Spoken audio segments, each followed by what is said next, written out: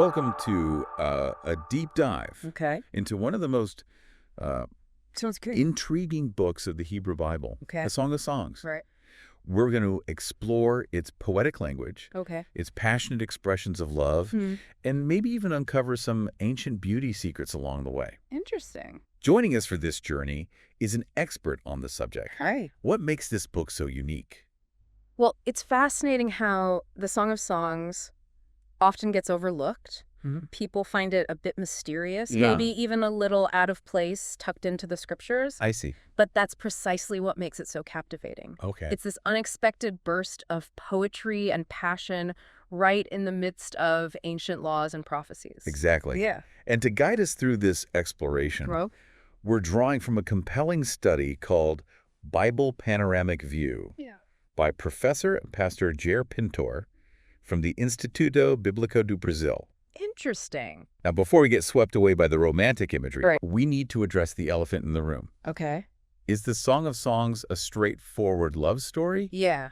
or is it hiding a deeper, more symbolic meaning? That's the question that has puzzled scholars for centuries. There are two main camps of thought on this. Okay. The first sees the poem as an allegory, a symbolic representation of the love between God and Israel or Christ and the church. So kind of like a divine romance, Yes. precisely hidden within the text. But the view that's gaining more traction among scholars today is that the Song of Songs is a celebration of human love in all its raw beauty and intensity. Okay. It's a hymn to love, a testament to the power of romantic love Interesting. between a man and a woman. I can see why that interpretation is becoming more popular. The language is so vivid and sensual. It's hard not to feel the human emotion pouring out of the poem. Yeah, But I've heard that translating this text can be quite the challenge. it is. Yeah. Ancient Hebrew has its nuances. And sometimes it's difficult to pinpoint who's speaking. Some terms even have multiple interpretations. Okay. Take the Rose of Sharon, for example. Yeah. Scholars still debate whether it's actually a rose, a tulip, or a completely different flower native to that region. So even identifying the plants in this ancient love poem is a puzzle. It is. Okay. But even with these translation challenges, the poem's celebration of sensuality shines through. Yeah. The imagery is incredibly rich, Right. drawing comparisons to nature, animals, even Egyptian chariots. I find the use of Egyptian chariots so fascinating. Right. It's not exactly what comes to mind when Yeah. you think romantic poetry. But that's the brilliance of the poem. Okay. The poet uses these surprising, even extravagant comparisons to elevate the beauty and allure of the beloved. Right. It pushes the boundaries of language Yeah. and challenges our expectations of a traditional love poem. Speaking of pushing boundaries, let's talk about the sensual imagery. All right. You mentioned the poem's use of myrrh and henna, Yeah. which sound more like ancient beauty secrets than poetic devices. Interesting. What's the significance of these aromatic substances? They were like the perfume and makeup of the ancient world, and they carry a lot of symbolic weight in the Song of Songs. Okay. Myrrh, for example, was associated with intimacy, pleasure, and even the anointing of marriage beds. Okay. In the poem, the bride carries a sachet of myrrh between her breasts. That's quite a bold statement. Yeah. It definitely evokes a sense of sensuality and readiness for intimacy. What about henna? Henna was all about beauty, delicacy, and adornment. Okay. It was used to stain the skin, creating intricate designs and leaving behind a fragrant scent. Interesting. So when the poem mentions henna, Yeah. it conjures up an image of the beloved as exquisitely beautiful, adorned, and alluring. So we have these potent symbols of beauty and sensuality. Yes. But the poem also seems to place a strong emphasis on purity, doesn't it? It does. Yeah. And this is where we start to see how the cultural values of ancient Israel are woven into the poem. Okay. Virginity was highly valued, and the Song of Songs reflects that the bride is often described as a virgin, a closed garden, a sealed fountain, metaphors, emphasizing her untouched, pure state reserved for her husband. That's an interesting point. Yeah. It's not just about physical purity, it's about the idea of something precious and protected. Right. These images also speak to the cultural context of the poem, a time when virginity was seen as a sign of honor and worth. Yes. But how do you think those ancient ideas about purity and sexuality resonate with modern audiences? Well, Seems like a complex issue. yes. And one that each listener will have to grapple with individually. Yeah. There's no easy answer, is there? You're absolutely right. Yeah. The poem presents a unique challenge to modern readers as we navigate our own understanding of love, sexuality, and commitment. Right. It invites us to consider how cultural values shape our interpretations of these themes, both then and now. And amidst all these discussions about passion, sensuality, and cultural values, the Song of Songs never loses sight of the power of words, does it? Absolutely not. Yeah. In fact, you could say that the language itself is a form of seduction. The lovers use words to express their longing, their admiration, their vulnerability. It's incredibly romantic and a testament to how language can build intimacy and connection. Right. One of my favorite passages when the groom pleads with his beloved. Okay. Let me see your face. Let me hear your voice. Yeah. For your voice is sweet and your face is lovely. It's so simple, Yeah, yet so powerful. exactly. It reminds us that sometimes the most profound expressions of love are the most direct, stripped of all artifice. And those direct expressions often intertwine with the poem's rich symbolism. Right. Take the closed garden imagery, for example. Yeah. It's not just about purity, it's also about exclusivity. A love that is cherished and protected from outside forces. So the closed garden becomes a metaphor for their relationship. A space where their love can flourish, safe from intrusion. The closed garden, the sealed fountain, the hidden spring. Right. They all evoke this sense of the couple's love as something precious, set apart, reserved for them alone. It speaks to unwavering commitment, a love that is nurtured and protected within the walls of their shared world. It's almost like a secret garden where their love can bloom undisturbed. That's a beautiful way to put it. Yeah. And I think that imagery resonates with us even today. We all long for that sense of safety and exclusivity in our relationship. Yeah.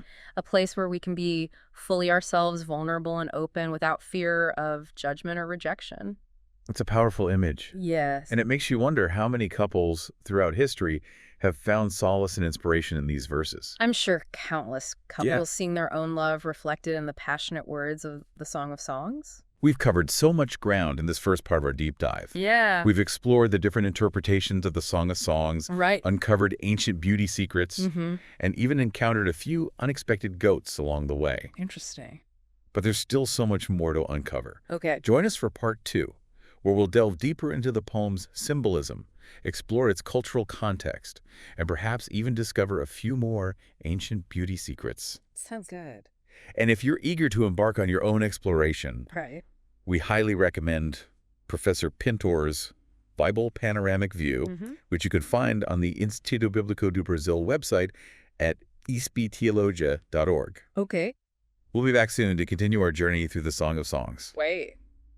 Welcome back to our deep dive into the Song of Songs. Thanks for having me. We've established that this ancient poem is a powerful exploration of love and desire. But I'm curious, Yeah. does it offer a romanticized, picture-perfect view of love, Well, or something a bit more complex? it definitely doesn't shy away from the complexities. Okay. In fact, it embraces them. Right.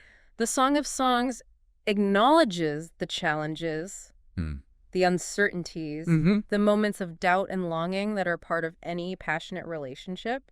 It's a reminder that even the most intense love stories aren't always smooth sailing. So it's not all sunshine and roses. No, not always. Are there specific examples in the poem that highlight this? There are. Okay. There are moments of separation, misunderstandings. Right. Even a scene where the beloved searches for her lover through the city streets at night. She's wandering the streets at night searching for him. Yes. That sounds intense. It is. What does this tell us about her character and her feelings for her lover? It speaks volumes about the depth of her longing, her desperation to be reunited with him. Okay. But it also reveals that even in the midst of this passionate love, there's a sense of vulnerability, of fear of loss. Right. It highlights the human experience of love, the anxieties and uncertainties that can accompany even the most powerful connection. It's a reminder that love isn't always a fairy tale.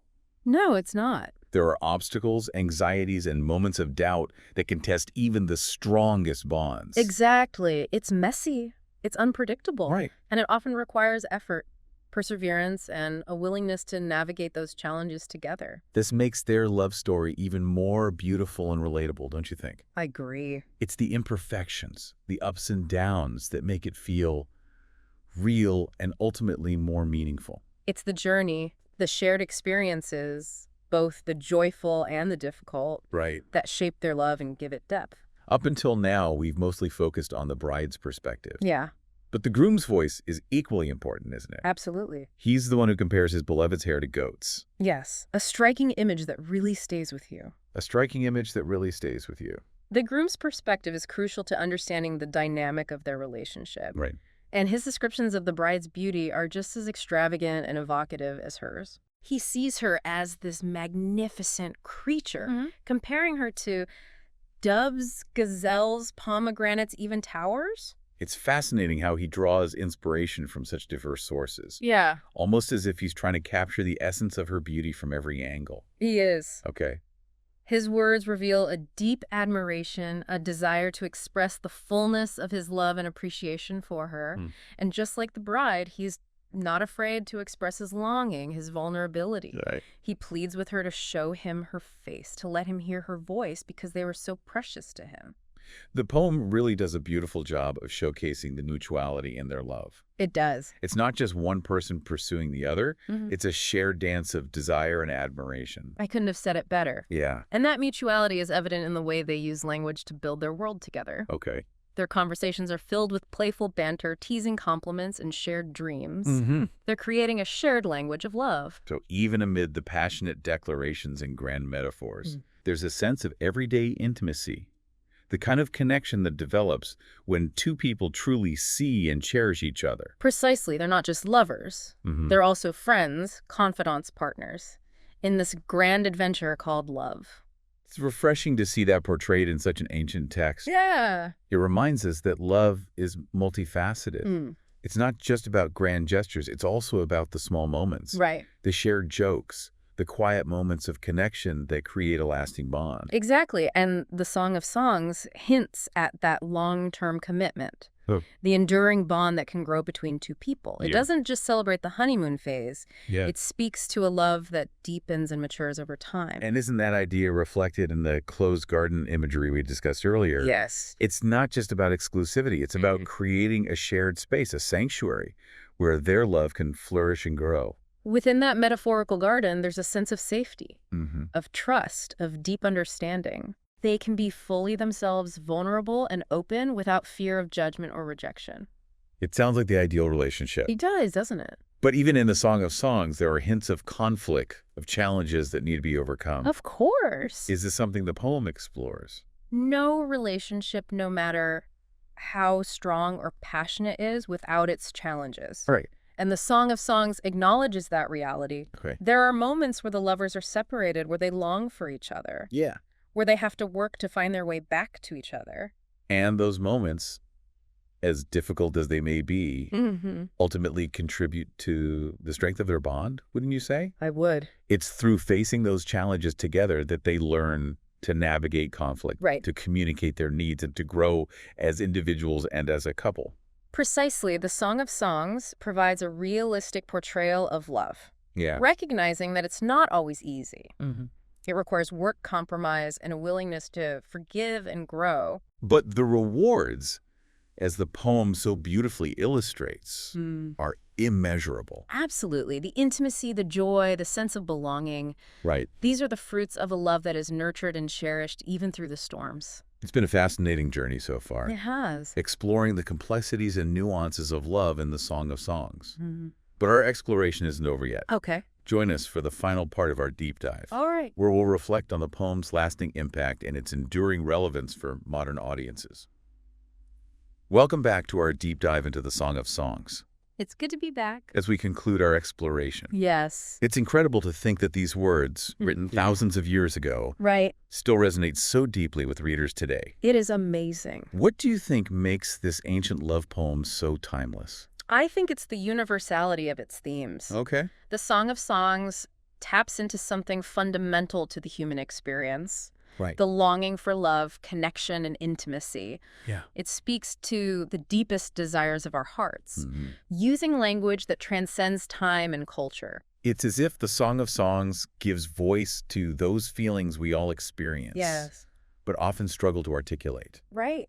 It's a reminder that these desires for love and connection aren't new. Right. They've been with us since the beginning. Exactly. And the poem expresses these desires with such honesty and raw beauty. Yeah. It celebrates the joys of love, but doesn't shy away from its complexities and challenges. Right. This authenticity makes it incredibly relatable, even thousands of years later. That's what struck me throughout our conversation. Yeah. Poem's unflinching portrayal of love's messy reality. Right. It's not a fairy tale. It's a real love story with its moments of doubt, longing, and reconciliation. It's a love story that mirrors our own experiences in many ways. Right. It reminds us that love is a journey, a constant process of discovery and growth. Yeah. It's not always easy, but it's worth the effort. We've discussed the two main interpretations of the Song of Songs. Yes. The allegorical view, seeing it as a representation of divine love, and the hymn to love view, focusing on the celebration of human love. Right. Do you think it has to be one or the other? That's a good question. Can we hold both interpretations simultaneously? That's a fascinating question, and I believe it highlights the depth and richness of this poem. Okay. It's a text that invites multiple readings, multiple layers of meaning. Right. It can be both a celebration of human love and a reflection of divine love. So the Song of Songs can speak to both our earthly experiences and our spiritual aspirations. Absolutely. Okay. The beauty of poetry lies in its ability to work on multiple levels. Right. It can speak to our personal lives while also pointing to something larger than ourselves. In the Song of Songs, we see the human experience of love mirrored in the divine, and vice versa. It's a reminder that God is not distant from our human experiences, Right. but present in even the most intimate aspects of our lives. This is especially relevant because some have dismissed the Song of Songs as too sensual or inappropriate for religious contexts. That's unfortunate because the Song of Songs is rich in theological and spiritual insights. Right. It celebrates the goodness of creation, the beauty of the human body, and the transformative power of love. The poem challenges us to see the sacred in the secular, Yes. to recognize the divine presence within our earthly experiences. It's a powerful message. It is. Especially in a world that often tries to separate the two. Indeed, the Song of Songs reminds us that our human experiences of love, desire, and intimacy can be a reflection of God's love for us. This deep dive has been a fascinating journey It has. into the heart of this ancient love poem. Yeah. What's the one thing you hope our listeners take away from our exploration? I hope they leave with a renewed appreciation for the beauty and complexity of the Song of Songs and a desire to explore it further on their own. It's a poem that has so much to offer, regardless of one's background or beliefs.